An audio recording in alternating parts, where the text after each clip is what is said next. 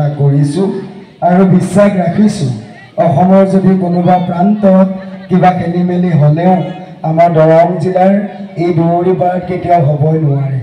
যদি পূবফালে দেখে আপোনালোকে মছজিদ পশ্চিম ফালে দেখিব মন্দিৰ যদি উত্তৰ দিশে দেখে নামঘৰ তেতিয়াহ'লে দেখিব আপোনালোকে দক্ষিণ দিশে কোনোবা ছাত্ৰ ছাত্ৰীয়ে ইছলামিক শিক্ষা গ্ৰহণ কৰি আছে এয়াই হ'ল আমাৰ সংস্কৃতিৰ অসম ভূমিয়ে দিয়া আমাক আটাইতকৈ শ্ৰেষ্ঠ উপহাৰ আৰু এই উপহাৰ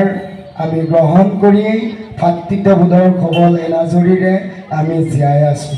ভাল লাগে যেতিয়া ইয়াৰ ডেকা বন্ধুসকলে ৰাজুদা বা আমাৰ লগৰখিনিক মাতে কোনোবা এজন বেলেগ সম্প্ৰদায়ৰ যুৱকক অদ্ভুত ব্যৱহাৰেই কৰে আজি এই পবিত্ৰ ভূমিডৰাত আহি মই নিজকে ইমানেই গৌৰৱান্বিত অনুভৱ কৰিছোঁ যে আজিৰ এই সময়ছোৱা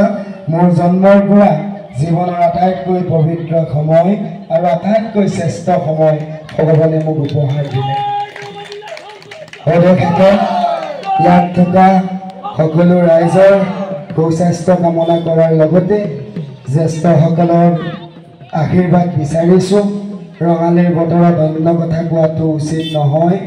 সবটো শেষত সকলোকে পুনৰবাৰ ৰঙালী বিহুৰ শুভেচ্ছা আৰু নতুন বছৰৰ উল্লেখ জনাই আজিৰ এই পবিত্ৰ মুকলি বিহু অনুষ্ঠানটি মই আনুষ্ঠানিকভাৱে মুকলি হোৱা বুলি ঘোষণা কৰিছোঁ ধন্যবাদ জয় আই অসম